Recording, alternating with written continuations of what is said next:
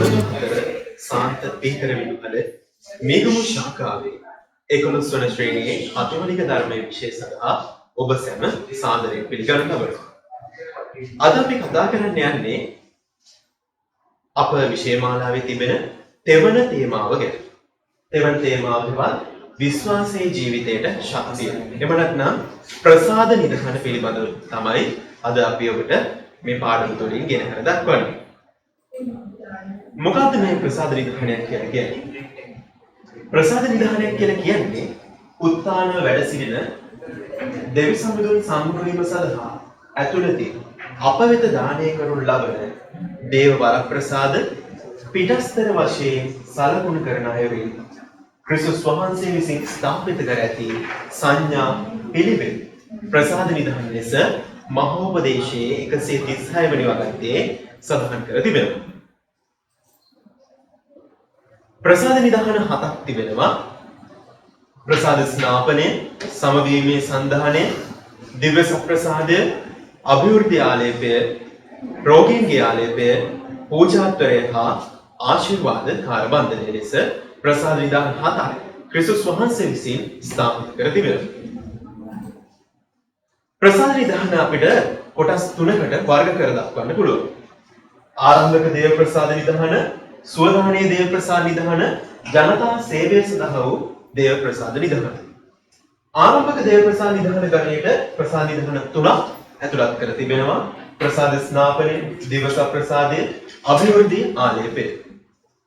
සුවදානීය දේව ප්‍රසාද නිධාන දෙකකේ ඒ සමග වීමේ ප්‍රසාද නිධානය, රෝගීන්ගේ ආලේපය යන ප්‍රසාද නිධාන දෙක. ජනතා සේවය සඳහා වූ ප්‍රසාද නිධාන අතරට පූජාත්වරයක්, ආශිර්වාද කාර්බන්ධනයක් ඇතුළත් කරන්න පුළුවන්. ප්‍රසාද නිධාන වර්ගීකරණයෙන් අනතුරුව අපි යොමු වෙමු අපේ පාඩමට. ඒ තමයි 12 වන පාඩම ප්‍රසාද ස්නාපනය හා අභිවෘද්ධි ආලේපය. ප්‍රසාද ස්නාපනය. මොකද්ද මේ ප්‍රසාද ස්නාපනය කියලා කියන්නේ? ප්‍රසාද ස්නාපනය කියලා කියන්නේ ජම්ම පාපෙන් හා කර්ම පාපයෙන් අප නිදොස් කර දේව රාජ්‍යයේ දේව දරුකම සුදෝ සමභාවයේ සමාජිකත්වය සඳහා අප ඔසවන දේව ප්‍රසාද නිධානයයි. ක්‍රිස්තුස් වහන්සේම නිකදේමුස් හට මේ පිළිබඳව සඳහන් කර ඇති බවට සුද්ධ ලේවියේ සනාථ වෙනවා. යම් වතුරෙන්ද ආත්මයන්ගෙන්ද නූපන්නොත් ඔහුට ස්වර්ග රාජ්‍යයට පිවිසිය නොහැක.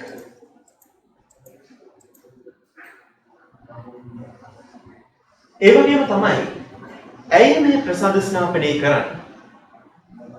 ප්‍රසාද ස්නාපනය ආරම්භ වුණේ කවදද? අපි දන්නවා සුද්ධ ලේවියේ සඳහන් වෙනවා ස්නාවක ජොහාන්තුමා ප්‍රසාද ස්නාපනය නැත්නම් බෞද්ධිස්ම ස්නාපනයේ ආරම්භකයා විදිහට තමයි සැලකන්නේ. ක්‍රිස්තුස් වහන්සේවත් බෞද්ධිස්ම ස්නාපනය කළේ ස්නාවක ජොහාන්තුමා. ජේසුස් වහන්සේ මේ බලය අපෝස්තලවරුන්ට එහෙම නැත්නම් ශ්‍රාවකයන්ට පවරනවා තම උත්ථානයෙන් අනතුරුව. ඔබ ගොස් සකල ජාතීන් ශ්‍රාවකයන් කරයි. පියාණන්ගේද පුත්‍රයාණන්ගේද නාමයෙන් ඔවුන් බෞද්ධිස්ම ස්නාපනය කරයි. මා ඔබට අණ කළ සියල්ල රක්ෂා කරයි. ඔවුන්ට උගන්වන්න මමද යුගාන්තය දක්වා සදහටම ඔබ සමග සිටිමි වදාළසේක. ජේසුස් වහන්සේ ස්වර්ගාරෝහණයට පෙර මේ බලය ශ්‍රාවකයන්ට පැවරුවා. ඉතින් මොනවාද අද දුපතේ මේ ප්‍රසාද ස්නාපනයෙන් අපට ලැබෙන වරප්‍රසාද? ජන්ම හා කර්ම පාපයන්ට සමාව හා ඒවාට නියමිත දඩුවම් වලට සමාව ලැබෙනවා. ප්‍රසාද ස්නාපනය තුළින් අපට දේව දරුකම ලැබෙනවා. ඒ විතරක් නෙමෙයි, සුදෝ ත්‍රිත්වයම මේ ප්‍රසාද ස්නාපනය ලබන පුද්ගලයාට වැඩම කිරීම සිදු වෙනවා. ආත්මය තුළ නොමැකෙන ලාංඡනයක් සනිටුහන් වීම, දේව රාජ්‍යයේ පංගුකාරත්වය ලැබීම, අනෙකුත් දේව ප්‍රසාද නිධාන ලබා ගැනීම සඳහා සුදුස්සෙකු වීම, පූජක, එඩේරික හා දිවසිවර දූතකාරයන්ට හවුල් වීම අතීන්ද්‍රිය ක්‍රිස්තු දෙහි අවයවයන් බවට පත්වීම. සුදු පාවුලතුමා සඳහන් කළා තියෙනවා ක්‍රිස්තුස් වහන්සේ හිස වන්නා වූද එහි විශ්වාසකෙන් අවයව වන්නා වූද අති ඉන්ද්‍රිය සුද්ධ වූ ක්‍රිස්තු දේහය. එහි සමාජිකත්වය ලැබීමට මේ ප්‍රසාද ස්නාපනය මගින් අපිට වරම් ලැබෙනවා. සුදු ස්වභාවයේ සමාජිකත්වය ලැබීමත් ප්‍රසාද ස්නාපනයෙන් අපට ලැබෙන මහඟු වර ප්‍රසාදයක්.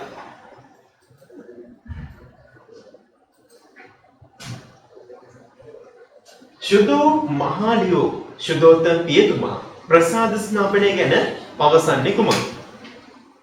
ඒ පිළිබඳව මෙසේ සඳහන් වෙනවා ප්‍රසාද ස්නාපනයේ මාර්ගයේ ඔබ සුදාත්මයන්ගේ මන්දිරය වූයේ බරපතල පාපයක් කිරීමෙන් ඒ සහ මහ සම්භාවනීය තැනැත්තෙකු ඔබගේ හෘදයෙන් පළවා නොහරින්න. එසේනම් ප්‍රසාද ස්නාපනය තුළින් අප කැඳවීම් තුනක් ලබනවා. මොනවාද මේ කැඳවීම් තුන? ඒ තමයි පූජක, එඩේරික හා දිවස. ප්‍රසාද ස්නාපන ලබන ඕනෑම පුද්ගලයෙකු මේ පූජක, එඩේරික හා දිවසිවර කැඳවීම් ලබා ගන්නට හැකියාව තිබෙනවා. right. ප්‍රසාද ස්නාපනය ලැබෙන්න නම් අපිට අනිවාර්යයෙන්ම දේව විශ්වාසය අවශ්‍ය වෙනවා. ප්‍රසාද ස්නාපනය අපිට කුඩා කාලේ ලබා දීමට අප වෙනුවෙන් විශ්වාසය ප්‍රකාශ කිරීමට අප තෝරාගන්නේ එමෙ නැත්නම් අපේ මව්පියන් තෝරාගන්නේ ආත්මික මව්පියන්. එහෙනම් ආත්මික මව්පියෙක් වීමට ඇති සුදුසුකම් මොනවාද? ඒ තමයි ආරම්භක දේව ප්‍රසාද නිධාන ලබා තිබිය යුතුයි. අපි මුලින් කතා කරා ආරම්භක දේව ප්‍රසාද නිධාන කියන්නේ මොනවාද කියලා. ආරම්භක දේව ප්‍රසාද නිධාන කියන්නේ ප්‍රසාද ස්නාපනේ, දේවස ප්‍රසාද, අභූර්ධි ආලේපය. මේ ආරම්භක දේව ප්‍රසාද නිධාන ලබා තිබිය යුතුයි ආත්මික මව්පියෙක් වීම සඳහා. ඒ විතරක් නෙමෙයි අවුරුදු 16 ඉක්මවා ගිය අයෙකු විය යුතුයි. අවුරුදු 16 ඉක්මවා ගිය අයෙකු විය යුතුයි ප්‍රසාද ස්නාපනයේදී ආත්මික මව්පියෙක් වීමට. තමන්ගේ විශ්වාසය ජීවත් කරවන හා තමන්ගේ කාර්යභාරය ගැන අවබෝධයක් මේ ආත්මික මව්පියන් වෙන යුවලට තිබිය යුතුයි. සුදු සභාව විසින් ප්‍රකාශ කරන ලද කිසිම දඩුවමකට යටත් නොවූවකු විය යුතුයි. දරුවාගේ දෙමව්පියන් විසින් අනුමත කරන දරුවෙකු විය යුතුයි. ඒ වගේම තමයි ආත්මික මව්පියන්ට හිමි කාර්යභාරය ඉටු කිරීමට කැමැත්තක් මෙන්ම හැකියාවක් තිබිය යුතුයි.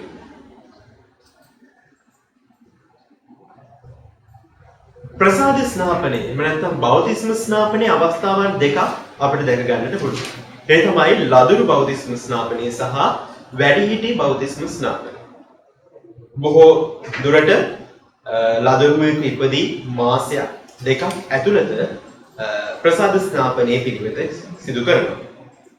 අන්‍යාගමිකයේ ක්‍රිස්තියානි ධර්මයට එමන කතෝලිකත්වයේ ලබනවා නම් ඔහුට ප්‍රසාද ස්නාපනය ලබා දෙන්නේ වැඩිහිටි ප්‍රසාද ස්නාපනය ලෙස.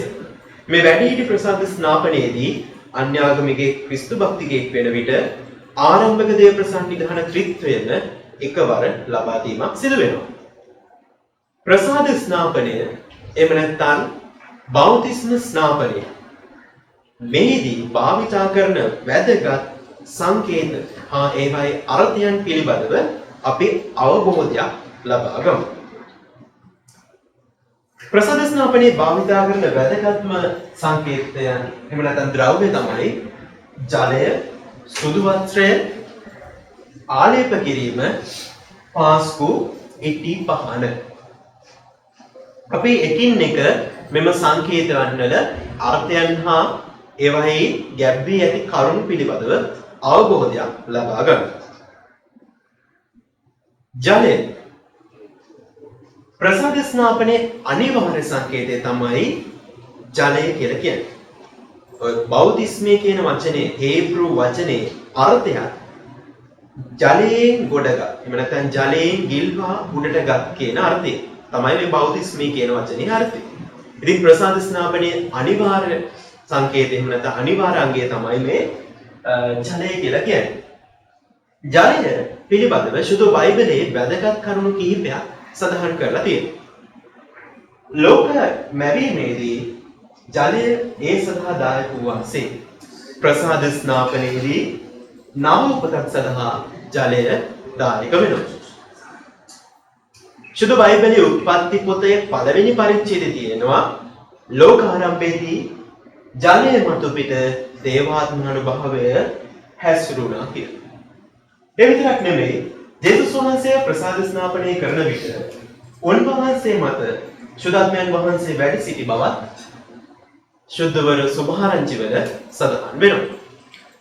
එහෙනම් මේ ජලය කියලා කියන්නේ ක්‍රිස්තු භක්තිකයන් අපගේ වැදගත් සංකේතයක්.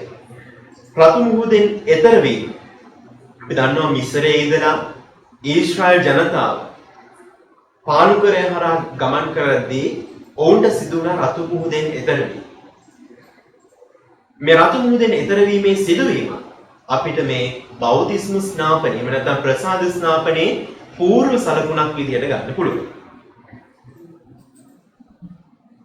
ඊළඟට අපි කතා කරන්නේ සුදු වස්ත්‍රය පිළිබඳව.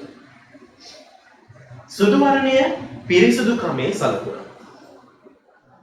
සුදු වස්ත්‍රය දරුවාගේ ශරීරය මත තැබීමෙන් හෝ ඇඳවීමෙන් දරුවා ලබන ආත්මික පිරිසුදුකම සංකේතවත් කරනවා.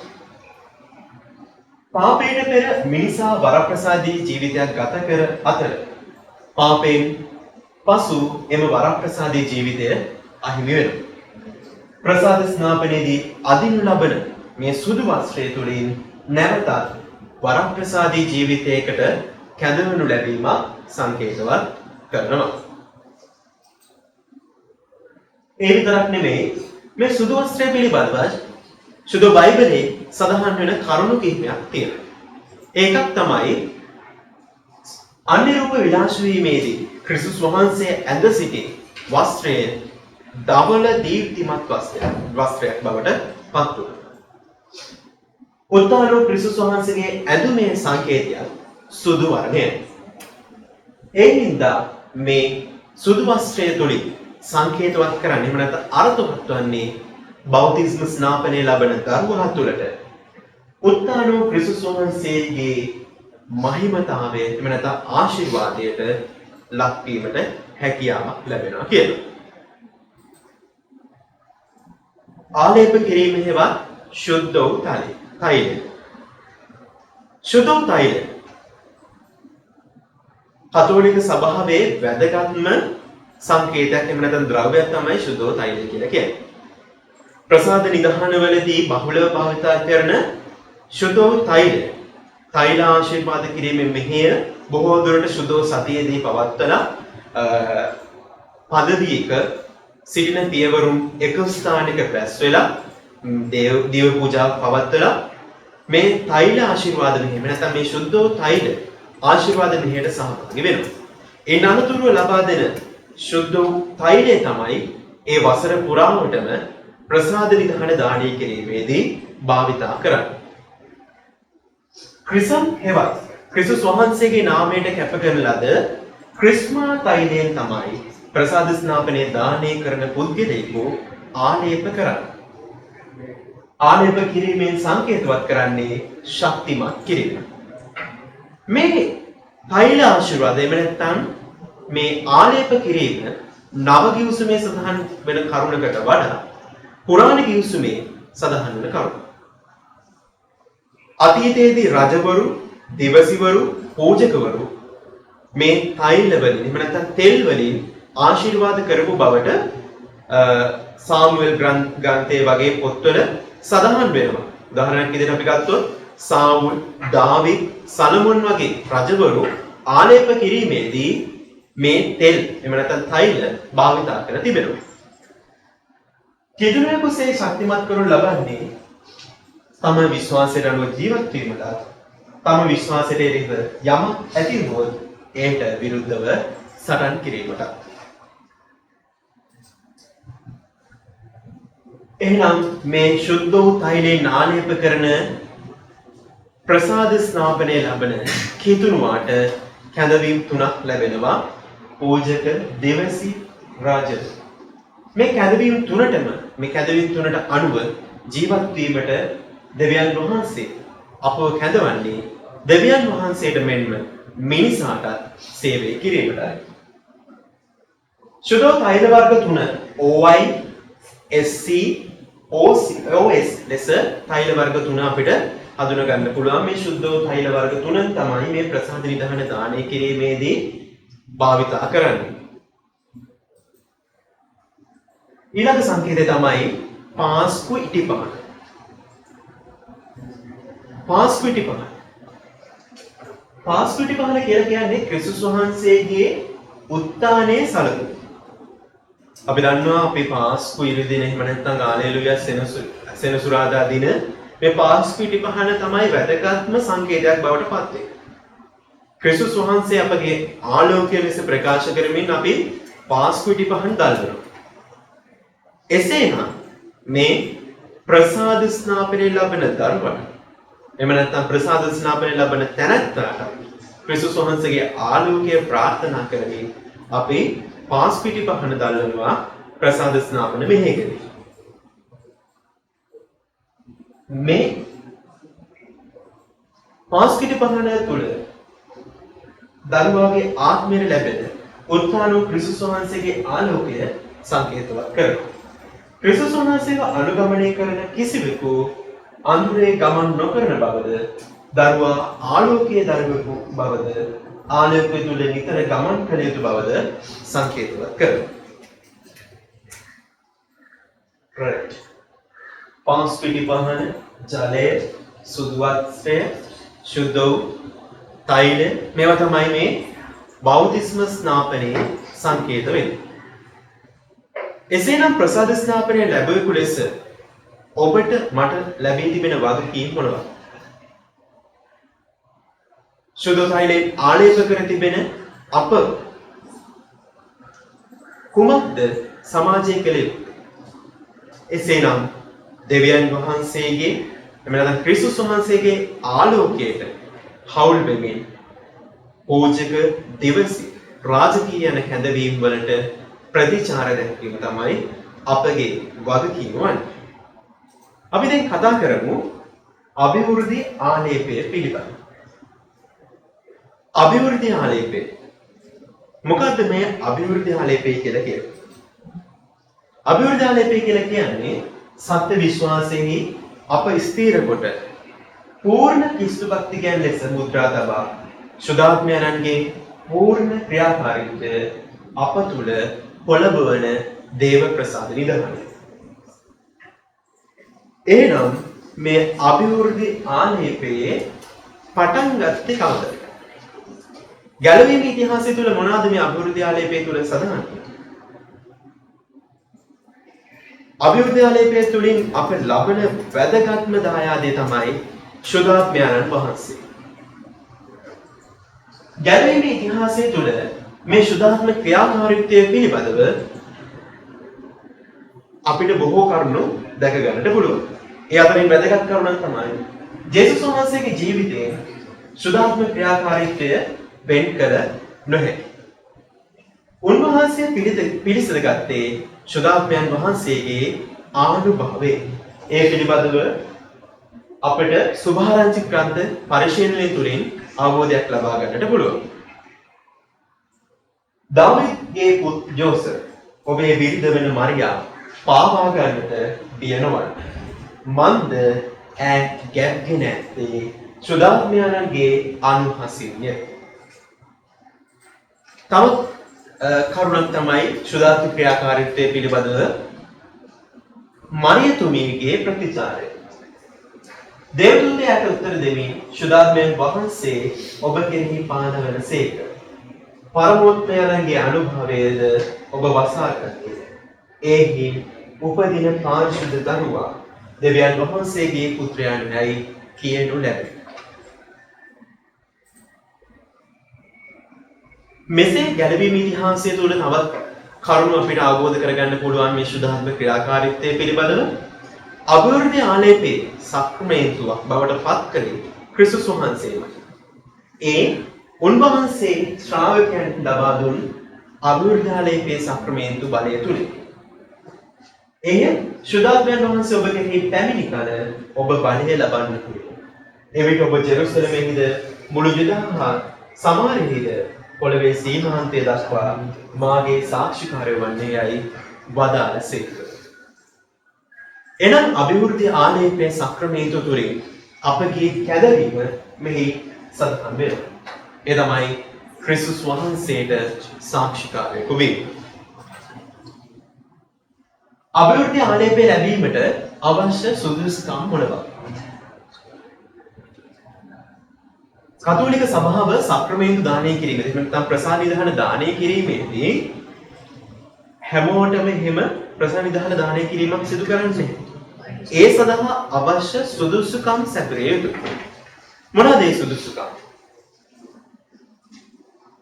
ප්‍රධාන සුදුසුකම තමයි අභිවෘද්ධාලේපය ලබන්නෙකු ප්‍රසාද ස්නාපනය ලබා තිබිය යුතුයි.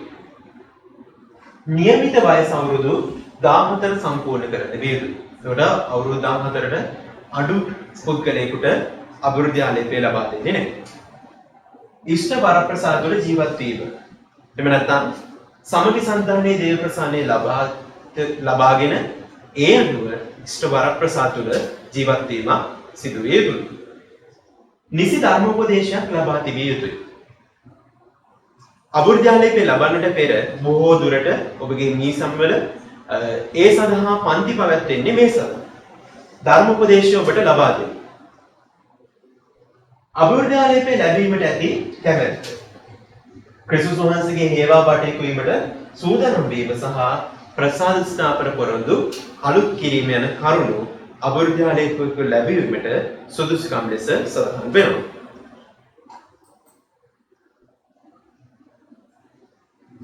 අභිවෘද්ධාලේපයෙන් ලැබෙන වරප්‍රසාද මොනවාද? අභිවෘද්ධාලේපය තුළින් ප්‍රසාද ස්නාපනයේ වරප්‍රසාද ගැඹුරු වීමකොත් වර්ධනය වීමකොත් සිදු වෙනවා. ශුද්ධ ස්වභාවයේ පූර්ණ සමාජිකත්වය මේ තුළින් ලැබෙනවා.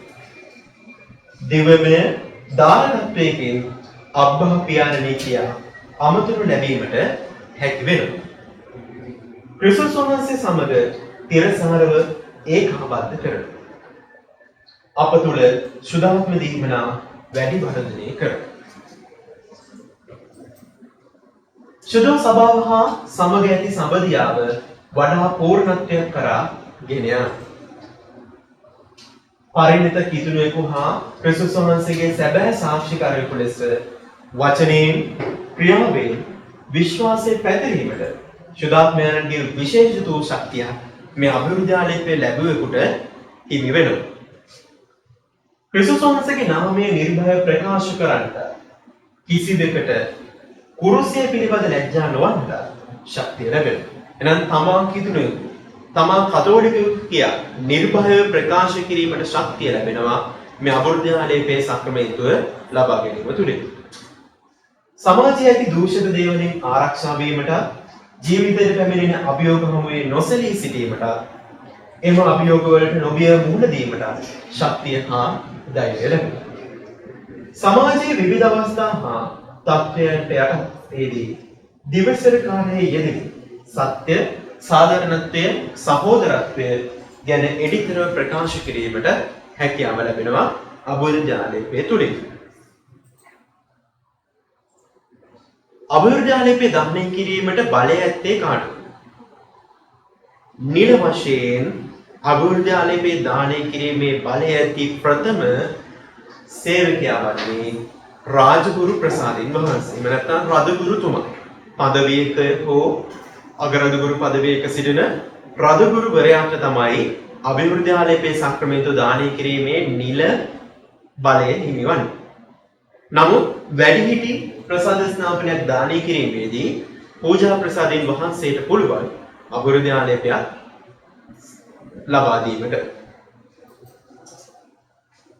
අභිවෘද්ධාලේපයෙන් අප ලබන සුදුහත්ම දීමනා ප්‍රඥාව, තේරුම් ගැනීම, දැනගැන්ම, දැනුමිතිකම, ධෛර්යය, දේවභක්තිය, දේව බය. මේ සුදාත්ම දීමනා වැඩි වර්ධනය කිරීමට අප නිරතරවම සුදාත්මයන් වහන්සේට අවතීර්ණය විය යුතුයි. ශුද්ධාත්මයන් වහන්සේට අපේ යාඥාවන් ඔප්පු කළ යුතුයි. අපි කතා කරේ ආරම්භක දේව ප්‍රසාද නිධාන දෙකක් පිළිබඳව. ඒ තමයි ප්‍රසාද ස්නාපනය හා අභිවෘද්ධි ආලේපය කියන ආරම්භක දේව ප්‍රසාද නිධානයන් දෙක. ඊළඟ ආරම්භක දේව ප්‍රසාද නිධානය තමයි දිව්‍ය සප්‍රසාදය. දිව්‍ය සප්‍රසාදයේ පිළිබඳව ඔබට අවබෝධයක් ලබා ගැනීමට පුළුවන් 10 වන ශ්‍රේණියේ පාඩම නැරඹීම. අභිවෘද්ධි ආලේපය හා ප්‍රසාද ස්නාපනය සංක්‍රමණිතු දෙක පිළිබඳව අපේ ප්‍රශ්න කිහිපයකට යමු. මොකද්ද මේ ප්‍රසාද ස්නාපනය කියලා කියන්නේ? ප්‍රසාද ස්නාපනය කියලා කියන්නේ මොකද්ද? ජන්ම පාපයෙන් සහ කර්ම පාපයෙන් අප නිදොස් වීමට සුදෝ සභාව විසින් ස්ථාපිත කරලා තිබෙන ප්‍රසාද නිධාන. මේ තුලින් අපට දේව දරුකම ලැබීමේ වාග්ය හිමි වෙනවා. ස්වර්ග රාජ්‍යයට ඇතුළු වීමට ප්‍රසාද ස්නාපන ලැබිය යුතු බව ජේසුස් වහන්සේ අවධාරණය කළේ කවුරුන්ද? යමෙකු වතුරෙන්ද ආත්මයන්ගේද නැවත නූපන්නොත් ඔහුට ස්වර්ග රාජ්‍යයට පිවිසිය නොහැක. එහෙනම් ඒ කාටද කිව්වේ? ජේසුස් වහන්සේ විසින් නිකදේමොස්ට. මේ විදිහට ප්‍රසාද ස්නාපනය ලැබෙන දේවල් ප්‍රසාද පහක් කියන්නේ මහා ලියෝ ශුද්ධෝත්තර පියතුමා ප්‍රසාද ස්නාපනය ගැන සඳහන් කරන්නේ කුමක්ද? ආත්මික මෞපියෙකු වීමට තිබිය යුතු සුදුසුකම් පහක් ලියන්න.